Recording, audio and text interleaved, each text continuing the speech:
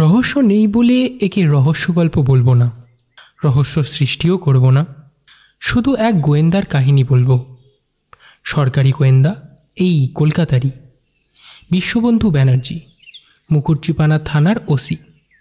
ভদ্রলোক মাঝবয়সী, সুগঠিত দেহ, রোগা নন, মোটাও নন। দোহারা চেহারা বলতে যা বোঝায়। কানের পাশে এবং মাথার পেছনে চুল সাদা রং ধরেছে। মুখটি ভারী, কিন্তু পায়া ভারী নন। কথা মন দিয়ে শোনেন, নীরবে দ্রুত সিদ্ধান্ত নেন, সাধ্যমতো উপকার করার চেষ্টাও করেন। হেন সমাজসেবিক আদর্শ দারোগা প্রয়োজন প্রত্যেকটি থানায়। আমি গিয়েছিলাম একটা বড় রেফারেন্স নিয়ে, আমার ভাইপোর একটি উপকারের আশায়। কিন্তু পরিচয় দেওয়ার পর দেখলাম রেফারেন্সের কোনো প্রয়োজনই ছিল না। উনি আমাকে চেনেন এবং বললেন, আপনি তো গল্প লেখেন, তাই না? কোলের ওপর দুহাত জোর করে মৃদু হেসে বললাম, আগে হ্যাঁ লিখি, আপনাদের নিয়ে। কিন্তু কি জানেন মৃগাঙ্গবাবু, মাঝে মাঝে দু একটা বাংলা গল্প পড়ে দেখেছি আপনারা ছেলে ভুলানো গল্প লেখেন। যেমন অমুক ডিটেকটিভ অমুক জায়গা থেকে একটা জিনিস কুড়িয়ে পেয়ে ঝট করে পকেটে রেখে দিল, সেইটাই নাকি একটা বড় প্রমাণ। কিন্তু সেটা সেইখানেই পাওয়া গিয়েছে, তার কি প্রমাণ? আপনাদের শখের গোয়েন্দা তা নিয়ে মাথা ঘামায় না। মানছি, বাংলা গোয়েন্দা সাহিত্যের এত দুর্গতির এই কারণ। আমরা কিছু না জেনেই লিখি। মেডিকেল বই পড়ি না, ইন্ডিয়ান প্যানেল কোডের পাতা উল্টোই না, ফরেন্সিক সায়েন্সের ল্যাবরেটরির দরজা মারাই না, অথচ লিখি।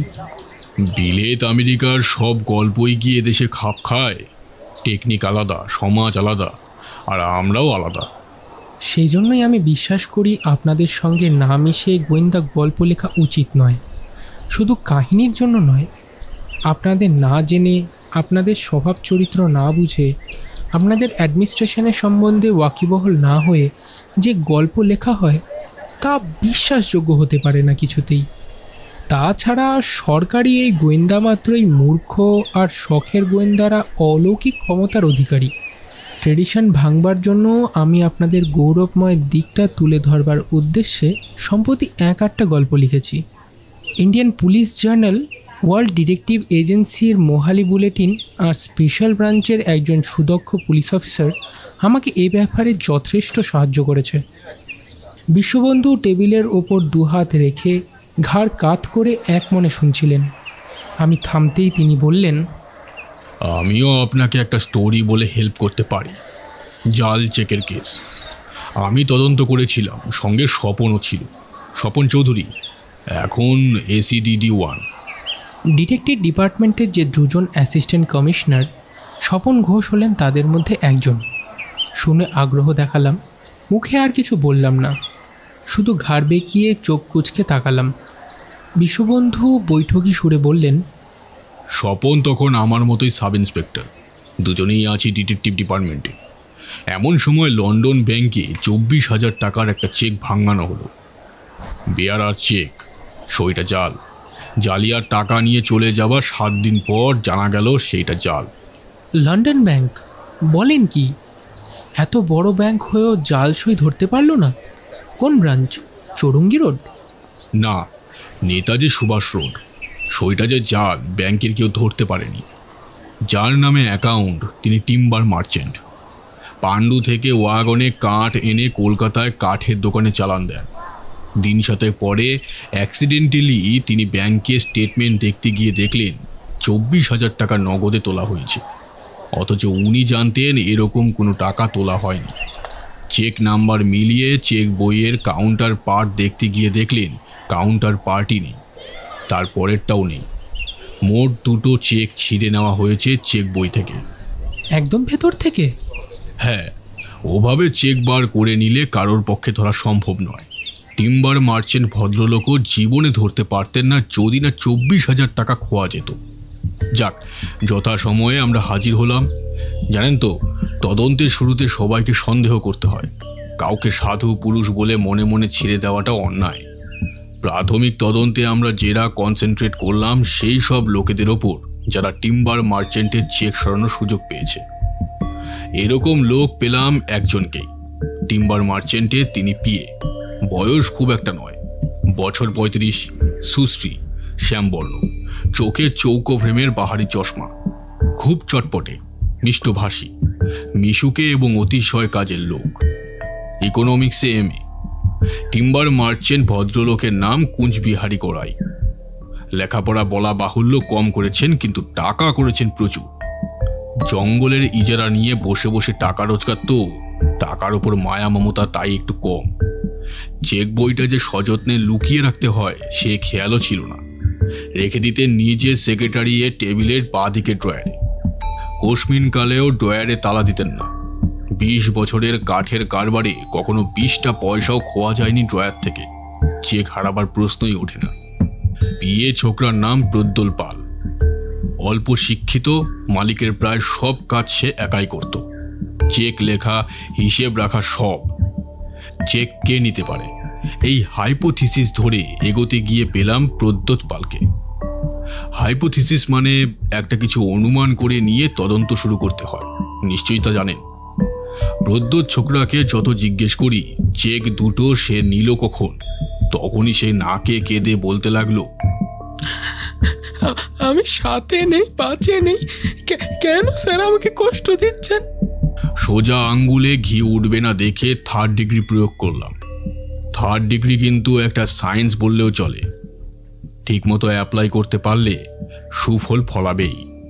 3rd ডিগ্রি মানে যে কেচুয়া ধোলাই, সুধী পাঠককে তা নিশ্চয়ই আর ব্যাখ্যা করে দিতে হবে না।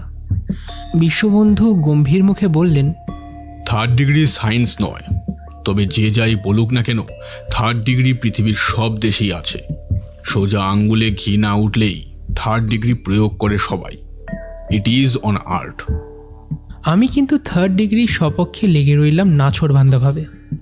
আসলে আমি মনে মনে বিশ্বাস করি মারার মতো ওষুধ আর নেই, শক্তের ভক্ত প্রত্যেকেই। বিশ্ববন্ধুবাবু বললেন, 3rd ডিগ্রি অনেক রকমের আছে। ধরুন, চোখের ওপর স্পটলাইট ফেলে জেরা করা, ঘর অন্ধকার করে প্রদ্যোত পালকে গোল হয়ে ঘিরে বসে এইভাবে প্রশ্নের পর প্রশ্ন করে গেলাম, কিন্তু পেট থেকে একটা কথাও বার করতে পারলাম না।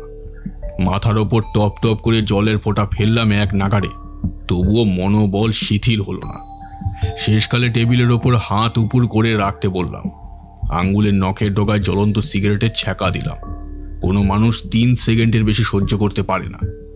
এক ছোকরা একটা মেয়েকে কিডন্যাপ করে লুকিয়ে রেখেছিল। বিস্তর আড়ং ধোলাই দেওয়ার পরেও যখন ঠিকানাটা কিছুতেই বার করা গেল না, তখন নখের ডগায় সিগারেট ধরলাম। 2 সেকেন্ডের মাথায় সে বললে, বলছি স্যার। কিন্তু প্রদ্যোত পালকে এই ট্রিটমেন্টেও নোয়াতে পারলাম না। তখন সন্দেহ হলো ছোকরা হয়তো সত্যিই নির্দোষ অথবা রামদূতে। তাই ছেড়ে দিলাম প্রদ্যোত পালকে। ব্যাংকে জানিয়ে দেওয়া হলো আর একটা চেক ভাঙাতে আসামি আসতে পারে। চেকের নাম্বার মুখস্থ করে রাখলো কাউন্টার কর্মচারীরা। মাস কয়েক কেউ এলো না, আমরাও হাল ছেড়ে দিলাম। এরকম কত কেসই শেষ পর্যন্ত আনসোল হয়ে যায়। এই কেসেরও সুরাহা কখনোই সম্ভব নয়, কোনো ক্লু নেই, ধরবো কাকে? সুতরাং আমি স্বপন কেসের কথা ভুলে গেলাম। টিম্বার মার্চেন্ট কুঞ্জবিহারী বাবুও টাকার শোক ভুলে গেলেন। প্রদ্যোত পালও আমাদের আতঙ্ক কাটিয়ে উঠল। ঠিক এই সময় NS বসু রোডের লন্ডন ব্যাংকে আবার এসে পৌঁছালো 36,000 টাকার একটা বেয়ারা চেক। এত মাস পরে কাউন্টার ক্লার্কদের মনে রাখার কথা নয় চেক নাম্বারটা। রোজ অমন কত চেক আসছে, কিন্তু দৈবক্রমে যার হাতে চেকটা ভাঙাবার জন্যে এগিয়ে দেওয়া হলো, সেই ভদ্রলোকের হঠাৎ কিভাবে জানি মনে পড়ে গেল নাম্বারটা। কিন্তু চমকে উঠলেন না, ভাবান্তর দেখালেন না। স্বাভাবিকভাবে যেমন সবাইকে বলেন সেইভাবেই বললেন, আপনার সই। চেক যিনি এনেছিলেন তিনি রীতিমতো সুদর্শন পুরুষ। বছর 45 বয়স, গায়ে টেরিলিনের দামি স্যুট, পায়ে বাটা কোম্পানির সবচেয়ে দামি জুতো, হাতে হীরের আংটি, মুখে পাইপ, পাক্কা সাহেব বললেই চলে। প্রশ্ন শুনে নীরবে ঘাড় হেলিয়ে বললেন, হ্যাঁ। পেছনে আরেকটা সই করুন। খুব সহজভাবেই বললেন কাউন্টারের ভদ্রলোক। সবাইকেই বলেন, কিন্তু একে বলার পর যেই দেখলেন কলম বার করে ঘাড় হেট করে সই করছেন দিশি সাহেবটি, অমনি চোখের ইঙ্গিতে দূরের দারোয়ানকে জানালেন গেট বন্ধ করতে। কিন্তু জ্ঞান পাপি যে, তার চোখ সব দিকেই থাকে। কাউন্টার থেকে চোখের নির্দেশ কোন দিকে গেল চোখের কোণ দিয়ে তা দেখেই ডিসি সাহেব সই না করে দৌড় দিলেন দরজার দিকে। কিন্তু এইখানে লন্ডন ব্যাংকের চরম এফিসিয়েন্সির পরিচয় পাওয়া গেল। মাস কয়েক আগে জাল সই যারা ধরতে পারেননি তারাই চক্ষের পলকে দেখিয়ে দিল জালিয়াতকে কিভাবে ধরতে হয়। মুহূর্তের মধ্যে বেজে উঠল অ্যালার্ম বেল। একসঙ্গে বন্ধ হয়ে গেল সবকটা দরজা। ধরা পড়ল ডিসি সাহেব, কিন্তু চেকটা তখন তার হাতে নেই, গড়াগড়ি খাচ্ছে মেঝেতে। আমরা খবর পেয়ে দৌড়ে গেলাম, গিয়ে তার তম্বি দেখে অবাক হয়ে গেলাম। পরিচয় শুনে আরও অবাক হলাম। ভদ্রলোক নর্থ ইস্ট ফ্রন্টিয়ার রেলওয়ের কন্ট্রাক্টর অফ ওয়ার্ক, হেডকোয়ার্টার পাণ্ডুতে। পরিচয়পত্র পকেটেই ছিল, নাম হীরক বরণ মুখার্জি। সত্যি কথা বলতে কি, আমাদের পর্যন্ত সন্দেহ হলো এই কাকে ধরতে কাকে ধরে বসলো ব্যাংকের দারোয়ান। হীরক বরণও হম্বি তম্বি করে বললেন, হোয়াট ননসেন্স! কে না কে চেক জাল করেছে তার আমি কি জানি? আমাকে কেন আটকাচ্ছেন? কুণ্ঠিত গলায় স্বপন বললে, খুবই অন্যায় হয়েছে, কিন্তু আপনি কেন আজ ব্যাংকে এসেছিলেন? চেক ভাঙাতে নিশ্চয় নয়, তবে বন্ধুর সঙ্গে দেখা করতে। ব্যাংকে কাজ করেন? ইয়েস, বিল ডিপার্টমেন্ট। নাম জিজ্ঞেস করবেন তো? করুন না, দোয়েল দত্ত। তৎক্ষণাৎ খবর গেল বিল ডিপার্টমেন্টে। সত্যি দোয়েল দত্ত নামে এক ভদ্রলোক কাজ করেন সেখানে, কেরানির কাজ। সেকশন ইনচার্জও নন। তলব পেয়ে এলেন আমাদের সামনে। মাথায় প্রায় সবটুকু টাক দখল করেছে, বয়স সেই জন্যেই বেশি মনে হয়। ফর্সা, পুরু ঠোঁট, নেয়াপাতি ভুঁড়ি আছে, নিশ্চিন্ত তৃপ্ত মুখচ্ছবি। সেই মুহূর্তে ঈষৎ উদ্বিগ্ন পুলিশের সামনে আসায়। চেক জালিয়াত ধরা পড়েছে। ব্যাংকের সবাই জেনে গিয়েছিল, ইনিও জেনেছেন। ঘরে ঢুকে স্বভাবতই আগে কৌতূহল চরিতার্থ করার জন্যে চাইলেন হীরক বরণ মুখার্জির দিকে। ক্ষণেক টিপ টিপ করে চেয়ে যেন কুয়াশার মুখ দিয়ে অনেক দিন আগেকার চেনা মুখ আবিষ্কার করলেন। বললেন অবাক কণ্ঠে, হীরক না? কন্ট্রাক্টর অফ ওয়াগনস তাচ্ছিল্যের সঙ্গে আমাদের দিকে চাইলেন। দোয়েল দত্তর প্রশ্নের জবাব দেওয়ার দরকার আছে বলেও মনে করলেন না। আমি বললাম দোয়েল দত্তকে। বসুন। হীরক বরণ আর আমাদের দিকে পর্যায়ক্রমে চেয়ে বসে পড়লেন দোয়েল দত্ত। ভদ্রলোক শান্তপ্রিয়, তাই অস্বস্তি পেয়ে বসেছে লক্ষ্য করলাম। একে চেনেন দেখছি। কি সূত্রে চেনেন? ক্লাস ফ্রেন্ড, আরামভাগে একসঙ্গে পড়তাম এক ক্লাসে। School friend? আগে। কত বছর আগে? তা প্রায় 20 বছর। আপনি এখন কোথায় থাকেন? বেলেঘাটায়। আর উনি কোথায় থাকেন? তা তো জানি না। হীরক বরণ মুখার্জি কথা বলতে গেলেন, হাতের ইঙ্গিতে নিরস্ত করলাম। কেন জানেন না? আপনার বন্ধু তো, 20 বছরের বন্ধু। দেখুন, 20 বছর আগে এক ক্লাসে পড়েছি বলেই 20 বছর পরে কে কোথায় থাকে জেনে রাখতে হবে তার কোনো মানে নেই। দোয়েল দত্ত নিজেকে কোণঠাসা মনে করে নিয়ে কাটা কাটা গলায় বললেন। আমি সুর নরম করে বললাম, তা ঠিক, কিন্তু আমার প্রশ্নের উদ্দেশ্য হলো আপনাদের মধ্যে বন্ধুত্বটা কোন পর্যায়ে তা আবিষ্কার করা। কথাটা শুনেই চাবুক খাওয়ার মতো চমকে উঠলেন দোয়েল দত্ত। চোখের তারা দুটো আকারে বড় হয়ে গেল প্রশ্নের অন্তর্নিহিত অর্থ বুঝে। তাহলে আপনি কি বলতে চাইছেন? জাল চেকের ব্যাপারে আমার হাত আছে? আমি কিছু বললাম না। দোয়েল দত্ত ঈষৎ তীব্র কণ্ঠে বললেন, জানেন, 20 বছরের মধ্যে হীরক আমার কাছে এসেছে বড়জোর 2 বার। 2 বার মাত্র? আগে হ্যাঁ। দোয়েল দত্ত স্নায়ু যে মোটেই শক্ত নয়, রেগে ওঠা দেখে তা বুঝলাম। যখন ওর চাকরি ছিল না আর আমার চাকরি হয়েছিল এইখানে, তখন একবার। তারপর যখন রেলে কি একটা বড় চাকরি পেয়ে চলে গেল, তখন আরেকবার। হীরক বরণ মুখার্জি এতক্ষণ কথা বলার সুযোগ না পেয়ে অস্থির হয়ে উঠেছিলেন। এবার হাত তুলে যেই কথা বলতে গেলেন, আমি বললাম, আপনি এখন কথা বলবেন না, শুনতে দিন। দোয়েলবাবু, শেষবার হীরকবাবু যখন এসেছিলেন সেটা কত বছর আগে? মনে মনে হিসাব করে নিয়ে দোয়েল দত্ত বললেন, প্রায় 17-18 বছর আগে। আশ্চর্য, এত বছর পরে দেখেও চিনতে পারলেন? চিনতে একটু অসুবিধে হয়েছিল, কেননা হীরক কখনো স্যুটটাই পরতো না। এখন পরেন, বড় চাকরি করেন বলে। খুবই বড়। শেষ শব্দ দুটোই যে অহেতুক মোচড় দিইনি, হীরকবাবুর মুখে তার প্রতিক্রিয়া দেখেই বুঝলাম। উষ্ণ কণ্ঠে বললেন হীরক বরণ মুখার্জি। আগে হ্যাঁ, খুবই বড়, আপনার চাকরি চাইতেও বড়। ট্রাঙ্কলে জানতেই পারেন। জানব যথাসময়। আপাতত শুধু বলুন, যে বন্ধুর সঙ্গে 18 বছর যোগাযোগ রাখেননি, আজ কেন তার সঙ্গে দেখা করতে এলেন? এমনি। কোনো কাজ না নিয়ে? কাজ নিয়ে নিশ্চয়ই কেউ আড্ডা মারতে আসে না। আপনার মতো একজন অফিসার অফিস টাইমে একজন কেরানি বন্ধুর সঙ্গে 18 বছর পরে আড্ডা মারতে এসেছেন, আশ্চর্য নয় কি? দোয়েলবাবু, আপনাকে কেরানি বলছি বলে কিছু মনে করবেন না, কিন্তু আপনারও কি খটকা লাগছে না? পদ মর্যাদায় স্ফীত যে বন্ধু 18 বছর আপনার ছায়া মারায়নি, মর্যাদার হানি ঘটবে বলে সে আজ হঠাৎ আড্ডা মারতে এলো কেন? দোয়েল দত্ত চতুর ব্যক্তি, বুঝলেন জল কোন দিকে গড়িয়েছে। তিনি সন্দেহমুক্ত, কিন্তু হীরক বরণ জড়াতে চাইছেন তাকে। তাই ঈষৎ কঠিন কণ্ঠে বললেন, হ্যাঁ তা লেগেছে। গতবারও যদি ধরা পড়তেন একই সাফাই গাইতেন হীরকবাবু, তাই না? অ্যালিবাই রেডি করেই এসেছিলেন। কতবার ধরা পড়তাম মানে? What the hell you mean? I mean you are a pakka criminal, mister হীরক বরণ মুখার্জি। 24,000 টাকরা চেকে সই জাল করে ভাঙিয়ে নিয়ে যাওয়ার মতো বুকের পাটা যার তার থাকে না। মুখ লাল হয়ে গেল কন্ট্রোলার অফ ওয়াগনসের। Speak properly. আপনার মতো পেটি পুলিশ অফিসারের তক্তা নড়িয়ে দেওয়ার ক্ষমতা আমার আছে, এটা জেনে রাখুন। জানলাম, আপনিও জানুন। এই মুহূর্ত থেকে আপনি আন্ডার অ্যারেস্ট। রেডিওগ্রাম পাঠাচ্ছি পাণ্ডুতে, জবাব এলে তারপর দেখা যাবে।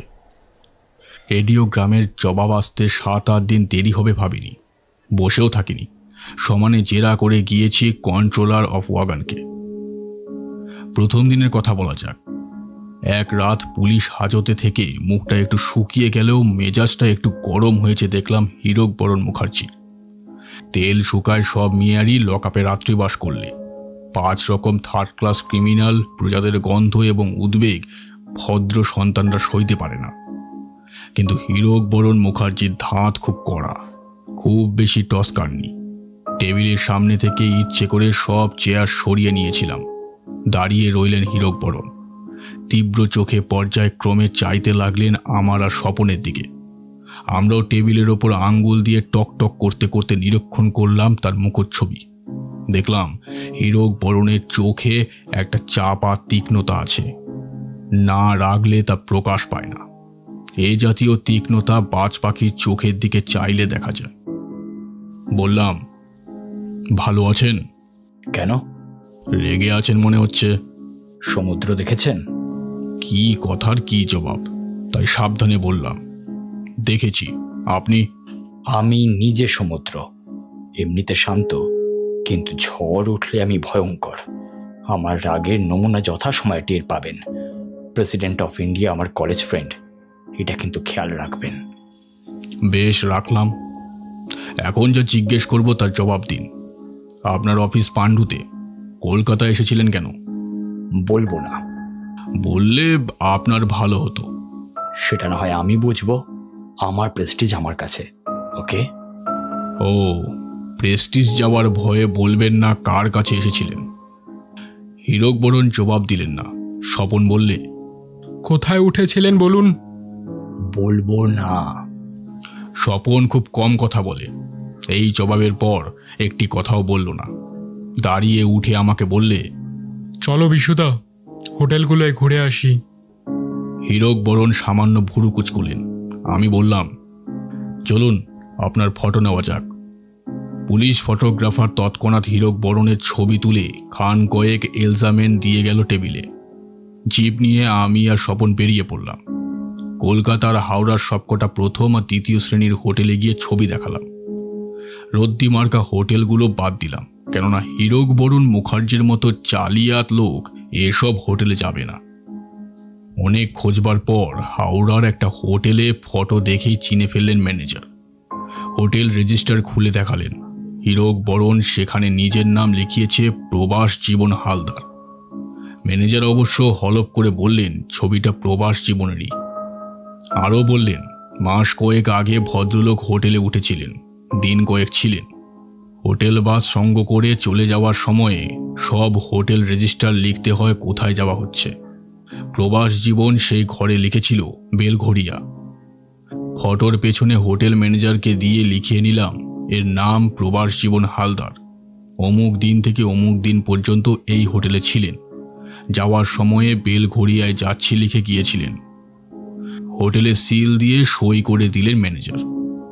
অফিসে এসে হীরক বরণকে দেখালাম লেখাটা। যেন অদৃশ্য হাতে একটা চড় খেলেন ভদ্রলোক। মুখ লাল হয়ে গেল। ভালো খেয়ে দিয়ে এমনিতেই লাল লাল চেহারা, তার উপর মিথ্যে ধরা পড়ে যাওয়া লাঞ্ছনা। দাঁত দিয়ে ঠোঁট কামড়ে ধরে ছেড়ে দিয়ে বললেন, আমারই ছবি, আমারই ছদ্মনাম, তাতে হয়েছেটা কি?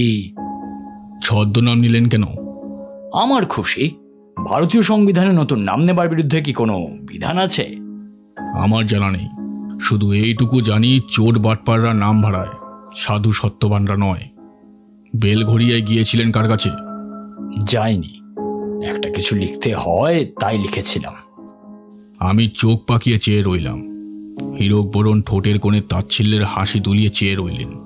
কম কথার মানুষ স্বপন ততক্ষণে ফের আঙ্গুল দিয়ে টরে টক্কা বাজিয়ে চলেছে টেবিলের ওপর, যেন সংকেতে বলতে চাইছে, বিশুদা, এ বড় শক্ত ঠাই, এ ভাঙবে তবু মচকাবে না।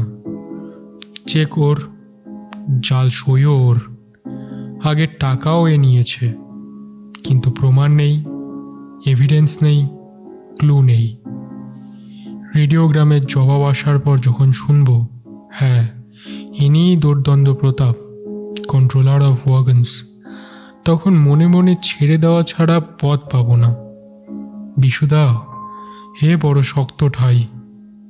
হীরক বরণের চোখের চাপা তীক্ষ্ণতায় সেই আত্মভরসায় দেখলাম, ওকে ভাঙতে পারবো না, ওকে ছুঁতে পারবো না, ছেড়ে দেওয়ার পথ ছাড়া ধরে রাখারও কোনো পথ পাবো না। সত্যিই বড় শক্ত ঠাই। হালে পানি না পেলে শেষ পর্যন্ত 3rd ডিগ্রির শরণাপন্ন হতে হয়। স্বীকার করছি, কাজটার মধ্যে খুব বীরত্ব নেই, কিন্তু রেজাল্ট নিয়ে আমাদের দরকার। একটা লোক কুকর্ম করেছে বুঝতে পারছি, হাতে নাতে ধরেও ফেলেছি, অথচ সাজা দেওয়া যাবে না প্রমাণের অভাবে। হাসতে হাসতে হারিয়ে যাবে জন অরণ্যের মুখে। আরও কতজনের সর্বনাশ করবে ভাবা যায় না। এই জন্যেই জানবেন 3rd ডিগ্রির হেল্প নিতে হয়। সাধারণ মানুষের নিরাপত্তার জন্যে, অপরাধীকে অপরাধ কবুল করানোর জন্যে অশাস্ত্রীয় যদি কিছু করি, তো জানবেন সেটা মহৎ উদ্দেশ্যেই করা, নিজের স্বার্থে নয়। কিন্তু হীরক বরণ সব কটা পরীক্ষায় পাশ করে গেলেন, মানে কোনো রকমেই তাকে কবুল করানো গেল না। 7 দিন হয়ে গেছে, রেডিওগ্রামের জবাব তখনও আসেনি। আমরা বেদম হয়ে পড়েছি। রাত হয়েছে। আমার চেয়ারের বাঁ ধারে মেঝের ওপর উপুর হয়ে বসে আছেন হীরক বরণ। এক কথায় তখন তার জর্জরিত অবস্থা বললেই চলে। চুপসে গেছেন। মুখের সে আগের মতো ভাব আর নেই, চোখের চাপা তীক্ষ্ণতাও নেই। আমার চেয়ারের ডান দিকে দাঁড়িয়েছিল স্বপন। সে বলল, বিশুদা, তাহলে লক আপ পাস লিখে একে সেন্ট্রাল লক আপে পাঠানো যাক। হ্যাঁ, তাই করো। স্বপন কিন্তু লক আপ পাস না লিখে টেলিফোন রিসিভার তুলে নিল। শুনলাম অপারেটরকে বলছে মিসিং স্কোয়াড দিন। শুনলাম বটে, কিন্তু মিসিং স্কোয়াড কেন চাইছে তা ভাবলাম না, জিজ্ঞেসও করলাম না। হাতের কেসের সঙ্গে মিসিং স্কোয়াডের যে কোন সম্বন্ধ থাকতে পারে তা কল্পনাতেও আনতে পারিনি। আমি কেন, নাটের গুরু স্বয়ং হীরক বরণও তিলমাত্র সন্দেহ করেননি, আজ করতেও পারেননি। কম কথার মানুষ স্বপন চৌধুরী ভবিষ্যতে এসিডিডি স্বপন চৌধুরী কোন লাইনে যাচ্ছে, কি মোক্ষম প্যাচে ঘায়েল করতে যাচ্ছে বোবা হীরক বরণকে। নিঝুম হয়ে হীরক বরণ তখন মেঝের পানে চেয়ে ভাবছিলেন বোধহয় ওর দুর্দিনের কথা। আর ভাবছিলাম, মোগল আমল হলে এত প্রমাণের কেউ ধার ধারত না। হাতির তলায় ফেলে হীরক বরণের বুকের ওপর হাতির একটা পা চালিয়ে দিলেই মুখ দিয়ে বেরিয়ে আসতো স্বীকারোক্তি। স্বপন তখন ফিনিশিং চার্ট দিচ্ছে টেলিফোনে। ওস্তাদের মার শেষ রাত্রেই হয়। কথাটা যে কত বড় সত্যি স্বপনের কেরদানি দেখে সেদিন বুঝলাম। হয়তো গোড়া থেকে আঁচ করে রেখেছিল কোন লাইনে ল্যাং মারবে হীরক বরণকে, কিন্তু ইচ্ছে করেই বলেনি এতক্ষণ। হীরক বরণের হিরে চকচকে চেহারায় কালি না পড়া পর্যন্ত, মনোবল ভেঙে না যাওয়া পর্যন্ত চুপ করে থেকেছে। তারপর সময় বুঝে ছেড়েছে তুরুপের তাস। রিয়েল ডিটেকটিভ একেই বলে, বুঝলেন? স্রেফ ঝোপ বুঝে কোপ মারা, বুদ্ধির খেলায় হারিয়ে দেওয়া, নাটক সৃষ্টি করে ক্লাইম্যাক্সে পৌঁছে আচম্বিতে অতর্কিত অপরাধীর মন ভেঙে চুরমার করে দেওয়া। দেহ মনে আমিও তখন অবসন্ন, তাই অন্যমনস্কভাবে শুনলাম স্বপন বলছে, হ্যালো, মিসিং স্কোয়াড। তারপর শুনলাম একটা চেহারার ডেসক্রিপশন বলে গেল। কিছুক্ষণ কান পেতে শুনল, সবশেষে রিসিভার নামিয়ে রেখে চেয়ার টেনে নিয়ে বসে বলল, দাও লকআপের পাসটা লিখে ফেলি। লিখতে লিখতে মাথা নিচু করে বললে, বাদলবাবু, বেঙ্গল কেবিনে ওয়াইফকেও আপনি বলে আসেননি? ঘরের মধ্যে আমি আর হীরক বরণ ছাড়া বাদলবাবু বলে কেউ নেই, কিন্তু বাদলবাবুর নামটা শুনে হীরক বরণের গায়ের ওপর যেন এক গামলা গরম জল ঢেলে দেওয়া হলো। তীর বিড়িয়ে লাফিয়ে উঠেই ছাইয়ের মতো ফ্যাকাশে বিবর্ণ মুখ চেয়ে রইলেন স্বপনের বাণে। স্বপন লেখা থামিয়ে খুব সহজভাবে মুখ তুলে বলল, আসবার সময় বলে এলেই পারতেন, ভাবনা চিন্তা হয়তো। হীরক বরণের মুখের চেহারা তখন আপনাকে বলে বোঝাতে পারবো না। ঠোঁটের পাশে চামড়া কাঁপছে থির থির করে, চোখ দুটো যেন ঠিকরে বেরিয়ে আসতে চাইছে। বাইরে মুখের কোথাও আর সেই অনমনীয় দৃপ্ত মনোভাবের তিলমাত্র ছায়া নেই। নকআউট করেছে স্বপন, মিডল উইকেট ডাউন। ঢোক গিলে স্বপনকে বললেন হীরক বরণ, স্যার, একটু পাশের ঘরে আসবেন? উঠে দাঁড়িয়ে স্বপন বললে, চলুন। আমাকে চোখের ইঙ্গিতে বসতে বলে হীরক বরণকে নিয়ে গেল পাশের ঘরে। পরে শুনলাম কি হয়েছিল সেখানে। শটান স্বপনের দুপা জড়িয়ে ধরেছিলেন হীরক বরণ, বলেছিলেন, স্যার, আমি সব বলবো স্যার, কিন্তু দয়া করে আমাকে হ্যান্ডকাপ লাগিয়ে বাড়ি নিয়ে যাবেন না। বন্ধুর মতো সঙ্গে চলুন, সব ফিরিয়ে দেব, কিন্তু বাড়ির লোকের সামনে, পাড়াপড়শির সামনে হাত কটা লাগাবেন না দয়া করে। নিজে থেকেই সব কবুল করে বললেন হীরক বরণ ওরফে বাদলবাবু। এই ছদ্ম নামটি এবং হ্যারিসন রোডের বেঙ্গল ক্যাবিনের নাম শুনেই হীরক বরণ ধরে নিয়েছিলেন স্বপন চৌধুরী সারাদিন এত কম কথা বলেছে সব জানে বলে। সুতরাং মান বাঁচাতে প্রাণ খুলে কথা বলাই ভালো। জিপে হীরক বরণকে বসালাম আমার আর স্বপনের মাঝখানে, কিন্তু সাবধান থাকার আর দরকার ছিল না।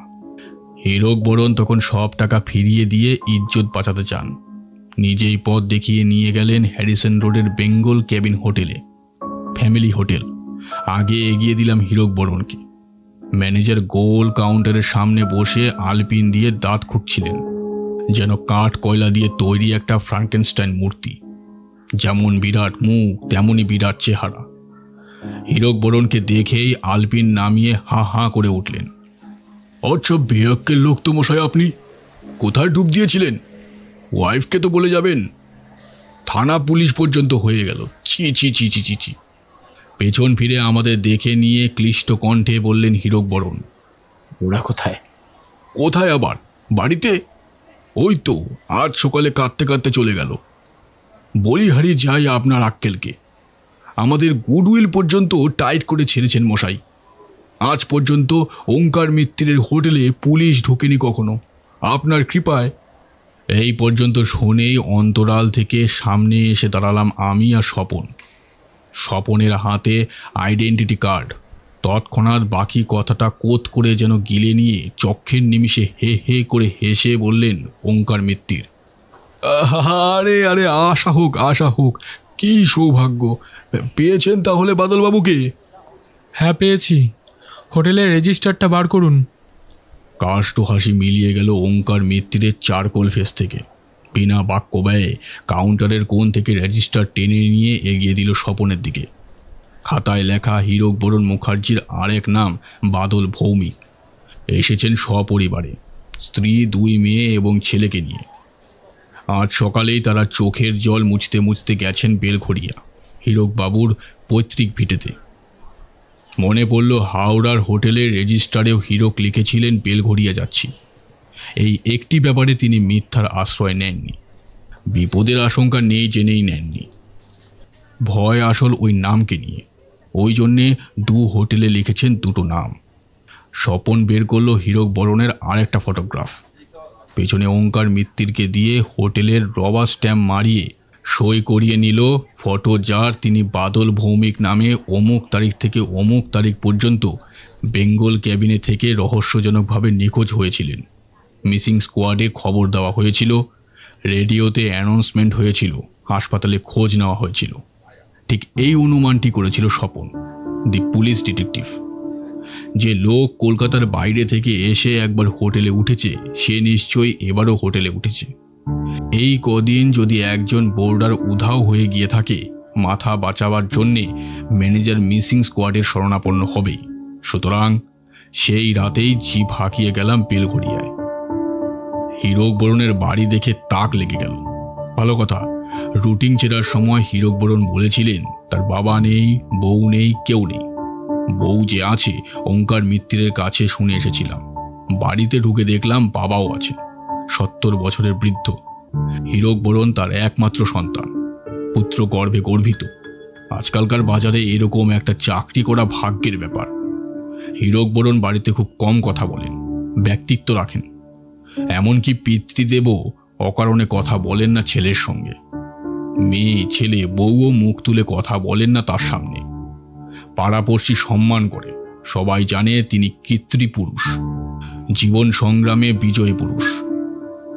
আমরা কথা রেখেছিলাম, হ্যান্ডকাপ দিইনি, এমনকি বাপকেও সব কথা বলিনি সেই মুহূর্তে। কিন্তু অত রাতে পুলিশ জিপে ছেলেকে আধমোড়া চেহারায় ফিরতে দেখে বুঝলেন অভাবনীয় কিছু ঘটেছে। তারপর যখন ছেলে শোবার ঘরে ঢুকে দেওয়ালের সিন্দুক খুলে বার করলো থরে থরে সাজানো আনকোরা সোনার গয়না, তার তখন আর কিছুই বুঝতে বাকি রইল না। লিস্ট করলাম গয়নার, গয়নার সঙ্গেই ছিল সব ক্যাশ মেমো। দাম ফেলে যোগ করলাম, মোট 14,000। আর পাওয়া গেল খান কয়েক ফুল স্ক্যাপ কাগজ, তাতে প্রায় 200 বার কুঞ্জবিহারী গড়াইয়ের নামটা সই করা। মক্স করেছেন হীরক বরণ। এই পর্যন্ত যখন এগিয়েছি, বাড়িতে তখন চাপা কান্না শুরু হয়ে গেছে। বাড়ি শুদ্ধ লোক জানতো হীরক বরণ এত গয়না কিনেছেন বিবাহযোগ্য 2 মেয়ের জন্যে। সেই মেয়ে দুটোই রাঙা চোখে কাঁদতে কাঁদতে এসে গায়ের 12 মেশে গয়না পর্যন্ত খুলতে আরম্ভ করলো, যাতে বাবা ছাড়া পায়। বছর 20-22 বয়স হবে মেয়ে দুটির, মার্জিত মুখশ্রী, কিন্তু ভয়ে উদ্বেগে উৎকণ্ঠায় মাথার ঠিক নেই। ফুপিয়ে ফুপিয়ে কাঁদতে কাঁদতে একটার পর একটা চুড়ি খুলে নামিয়ে রাখতে লাগলো আমার আর স্বপনের পায়ের কাছে। পুলিশের কাজ করলেও আমরা মানুষ, ঘর সংসার করি। ভেতরে বিচলিত হলেও অবিকল থাকতে হলো বাইরে। কিন্তু বাধা দিলেন হীরক বরণ নিজেই। বললেন, ও গয়না আমার টাকায় কেনা, 14,000-এর হিসেব এই গয়নার দিলাম। বাকি 10,000? অনেক কষ্টে নিরোজ গলায় জিজ্ঞেস করলাম আমি। তাও আছে, আসুন সঙ্গে। নিচে নেমে এলাম। বৃদ্ধ সুনীল বরণ, হীরক বরণের বাবা, হাত জড়িয়ে ধরলেন স্বপন আর আমার কাছে। কেলেঙ্কারি যেন না হয়, ওই তার একমাত্র ছেলে, সচ্চরিত্র, শিক্ষিত, দায়িত্ব সম্পন্ন। এত বড় ফ্যামিলি রয়েছে ওর মাথার ওপর। হীরক আজ রাতে ফিরবে তো? কথা দিতে পারলাম না। জিপে ওঠালাম হীরক বরণকে। একটা ঠিকানা দিলেন উনি, জায়গাটা বেলঘড়িয়াতেই অ্যাডভোকেটের বাড়ি। বললেন, 10,000 টাকার জমি কিনবো ঠিক করেছিলাম। টাকাটা গচ্ছিত রেখেছিলাম অ্যাডভোকেটের কাছেই। জমির দালালকে বলা ছিল সেরকম জমি পেলেই যেন দেখা করে। অ্যাডভোকেটের নাম মুক্তারাম বাবু, প্রবীণ, বিচক্ষণ, হুঁশিয়ার। প্রথম কথাতেই প্রকাশ পেল তার চরিত্রের সদা সতর্ক বৈশিষ্ট্য। বেরিয়ে এলেন খালি গায়ে, ব্রাহ্মণ, চওড়া বুকে সাদা পৈতে, মুখে বুদ্ধির ছাপ। তীক্ষ্ণ চোখে দেখলেন আমাকে আর স্বপনকে। টাকা চাইলেন হীরক বরণ বাবু। মুক্তারাম বাবু আঙ্গুলে পৈতে চড়াতে চড়াতে কঠোর গলায় বললেন, তার আগে বলুন এরা কে? ওরা ওরা আমার বন্ধু। ওই জমির খোঁজ পাওয়া গেছে, তাই। শুনেছি বাজ পাখির চোখ মানুষের চোখে 3 গুণ বেশি শক্তিশালী হয়। নিমিষের মধ্যে জ্বলে ওঠা মুক্তারাম বাবুর চোখে সেই সোন দৃষ্টি প্রত্যক্ষ করলাম। হীরক বরণের কলজে পর্যন্ত যেন এফোর ওফোর হয়ে গেল সেই চাহনিতে। ইস্পাতের ছুরির মতো ধারালো হাসি হেসে বললেন চিবিয়ে চিবিয়ে, তাই তো এত রাতে এলেন টাকা নিতে। হীরকবাবু, আমি ক্রিমিনাল জড়িয়ে খাই, এত বোকা আমাকে ঠাউরাবেন না, বুঝলেন? এটা কোত্থেকে আসছেন আমি জানি। আপনি 10,000 টাকা যে সোজা পথে নেননি সেটাও আজ করেছিলাম বলেই ঝুট ঝামেলায় যেতে চাইনি। টাকা রেখেছিলাম, কিন্তু প্রত্যেকটা নোটের পেছনে আপনাকে দিয়ে ইনিশিয়াল করিয়ে নিয়েছিলাম। সিন্ধুক খুলে তৎক্ষণাৎ 10,000 টাকা বার করে দিলেন মুক্তারামবাবু। প্রত্যেকটা নোটের পেছনে ছোট সই করে তারিখ দিয়েছেন হীরকবরণ। আমরা যেন আকাশের চাঁদ হাতে পেলাম। সই করা তারিখ দেওয়া নোটগুলোই এখন হীরকবরণের বিরুদ্ধে অকাঠ্য প্রমাণ। লিকুইড কেসকে এক নিমিষে সলিড গ্রাউন্ডে দাঁড় করিয়ে দিলেন হুঁশিয়ার দূরদর্শী মুক্তারামবাবু। এখন হীরকবরণ বলতে পারবেন না এ নোট আমি নিইনি। নম্বরি নোট ব্যাংকের হিসেবের সঙ্গেও মিলে যাবে। মিলেও গেল। সন্তোষজনকভাবে প্রমাণিত হয়ে গেল হীরকবরণ মুখার্জির কুকীর্তি। হীরকবরণকে নিয়ে যাওয়া হলো টিম্বার মার্চেন্ট কুঞ্জবিহারী গড়াইয়ের সামনে। কন্ট্রোলার অফ ওয়াগানসের অধঃপতনের কাহিনী শুনে ভদ্রলোক মনে মনে মূর্ছা যাবেন। জীবনে তিনি এরকম একজন স্বনামধন্য অফিসারকে এত হীন কাজ করতে দেখেননি। হ্যাঁ, ঘুষ টুস নেন অনেকেই। হীরকবরণ মুখার্জি জীবনে এক আদলাও কারো কাছে নেননি। ঘুষ তো দূরের কথা, ধার পর্যন্ত নেননি। অফিসে ব্যবসায়ী মহলে তাই হীরকবরণ বলতে হীরের টুকরোই বোঝাতো। সেই হীরকবরণ তার চেক বই থেকে একটি চেক ছিঁড়ে নিয়েছেন একথা তিনি বিশ্বাস করবেন কি করে? মাস কয়েক আগে উনি এসেছিলেন গড়াই মশাইয়ের অফিসে। প্রায়ই আসতেন, কুঞ্জবিহারী বাবুও যেতেন। কন্ট্রোলার অফ ওয়াগানসকে খাতির করতে হতো, হাতে রাখতে হতো, তাতে ওয়াগান সহজে পাওয়া যেত। কাঠ চালান নইলে অসম্ভব ওই ওয়াগান আকালের দিনে, বিশেষ করে ওই অঞ্চলে। কিন্তু হীরকবরণ পয়সা নেন না, তাই নতুন বছরে একটা ডায়েরি দিয়েছিলেন। দামি ডায়েরি। কাকে কটা ডায়েরি দেওয়া হলো সে হিসাব নিজে হাতে লিখে রাখতেন কুঞ্জবিহারী বাবু, যাতে সামনে বছর ডায়েরি দিয়ে আপ্যায়নে ভুল ত্রুটি না হয়। সেই খাতা বার করে দেখালেন, নাম লেখা রয়েছে হীরকবরণ মুখার্জির। কিন্তু চেক দুখানা কিভাবে সরালেন হীরকবরণ? সেই পিয়ে ছোকরাকে টাকা খাইয়ে কি? এই প্রশ্নের উত্তরে সত্যবাদী রূপে বিখ্যাত হীরকবরণ সত্যি কথাই বললেন। ডায়েরি হাতে নেওয়ার মুহূর্ত পর্যন্ত নাকি চেক চুরির কোনো প্ল্যান তার মাথায় ছিল না। এসেছিলেন কাজের কথা বলতে। সে কথা হয়েছে, ডায়েরিও পেয়েছেন, নববর্ষের শুভেচ্ছা সহ। উঠে পড়লেই পারতেন, কিন্তু উঠলেন না। এদিকে খেতে যাওয়ার সময় হয়েছে কুঞ্জবিহারী গড়াইয়ের। হীরকবরণ মুখার্জিকে লাঞ্চের নেমন্তন্ন করলেন তিনি। দুজনে একদিন ভালো মন্দ খেলে ক্ষতি কি? কিন্তু হীরকবাবু গেলেন না। উৎকোচ নির্লোভ বলেই বোধহয় গেলেন না। এই মনে করে কুঞ্জবিহারীবাবু বললেন, তাহলে আপনি একটু বসুন, আমি যাব আর আসবো। সায় দিলেন হীরকবাবু। ঘর ফাঁকা হতেই উঠে গিয়ে দেখলেন ড্রয়ারের চাবি দেওয়া নেই। স্বপন জিজ্ঞেস করল, এই যে বললেন চেক চুরির কোনো প্ল্যানই আপনার ছিল না, তাহলে ড্রয়ারে দেখতে গেলেন কেন? কি জানি কেন হঠাৎ মনে হলো দেখি না কি আছে ড্রয়ারে। তো প্রথম ড্রয়ারে পেলাম চেক বই। কি যে দুর্মতি হলো, তৎক্ষণাৎ খান্দই চেক একেবারে গোড়া থেকে ছিঁড়ে বার করে নিলাম চেক বইয়ের ভেতর থেকে। কিছুক্ষণ পরেই ফিরে এলেন কুঞ্জবিহারী বাবু। চা খেয়ে আমি অফিসে চলে গেলাম। নেক্সট উইকে কলকাতা গিয়ে তুললাম সেই 24,000 টাকা। সবই তো হলো, কিন্তু মোটিভ কই? মোটিভ ছাড়া ক্রাইম সচরাচর হয় না। মোটিভ ছাড়া যারা ক্রাইম করে তারা বিকৃত মস্তিষ্কের, জ্যাক দ্য রিপারের মতো উন্মাদ। ক্রিপ্টোমেনিয়াকরা যেমন চুরি করে মজা পায় তেমনই আর কি। কিন্তু হীরকবরণ মুখার্জি সজ্জন মানুষ, সুমস্তিষ্ক এবং জীবনে প্রতিষ্ঠিত পুরুষ। তার অভাব নেই, লোভও নেই। তা সত্ত্বেও এত বড় অন্যায় কেন করলেন? মোটিভ কি? এই কাহিনীর সেইটাই সবচেয়ে মর্মান্তিক অংশ। হীরকবরণ মুখার্জি বিবেকবান সজ্জন পুরুষ, তাই বিবেক দর্শন সহ্য করতে না পেরে এক অন্যায়কে ঢাকতে আর এক অন্যায় করে বসলেন। ক্ষণিকের ভুলে পদস্থলন তার হয়েছিল। জীবনে কখনো পাপ করেননি বলেই একটি মাত্র পাপের অনুতাপে তিনি জ্বলে পুড়ে যাচ্ছিলেন। তাই প্রায়শ্চিত্ত স্বরূপ আর একটি পাপের পথে পা বাড়ালেন। হীরকবরণ মুখার্জির ডিপার্টমেন্টে রামতনু বলে একটি ছেলে কাজ করত। ছেলেটির কেউ নেই, একটি মাত্র বোন ছাড়া। বোনটির বয়স যখন 17, ঠিক তখন রামতনুকে বদলি হতে হলো নর্থ ইস্ট ফ্রন্টিয়ার রেলওয়েরই এমন একটা দুর্গম জায়গায়, যেখানে রামতনুর বোনকে নিয়ে যাওয়া সেই মুহূর্তে সম্ভব নয়। রামতনুর মাইনেও এমন কিছু বেশি নয়, মেসে থেকে বাসাবাড়ি খুঁজতে হবে। ততদিনের জন্যে বোনটিকে কোথায় রাখা যায়? হীরকবরণ মুখার্জিকে ভক্তি শ্রদ্ধা করত রামতনু। ধরল তাকেই, বলল, স্যার, বাসা বাড়ি না পাওয়া পর্যন্ত আপনার কাছে যদি সরোজিনীকে রাখেন, আমি নিশ্চিত হতে পারি। হীরকবরণ রাজি হলেন। রামতনুকে স্নেহ করতেন তিনি নিজেও পরোপকারী। সরোজিনী রইল তার কোয়ার্টারে। পাণ্ডুর কোয়ার্টারে তিনি ঠাকুর চাকর নিয়ে একাই থাকতেন।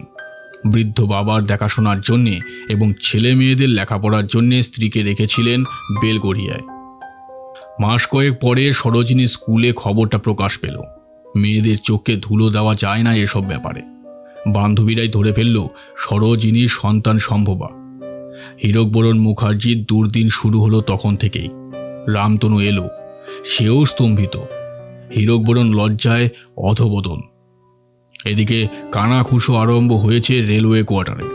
তাই হীরকবাবু রামতনু আর সরোজিনীকে নিয়ে এলেন পুরীতে। প্রস্তাব করলেন গর্ভপাত করা হোক। বেঁকে বসল সরোজিনী রামতনুর ইচ্ছে সত্ত্বেও। নিরুপায় হয়ে কলকাতায় এলেন হীরকবরণ। কালীঘাটে গিয়ে সরোজিনীর মাথায় সিঁদুর পরিয়ে দিয়ে বিয়ে করলেন। বাগবাজারে একটা ছোট্ট ফ্ল্যাটে তার থাকার ব্যবস্থা করলেন। কিন্তু ওই পর্যন্তই। মুহূর্তের মোহে যে ভুল তিনি করেছিলেন, বিয়ের লাইসেন্স নিয়ে তাকে প্রলম্বিত করলেন।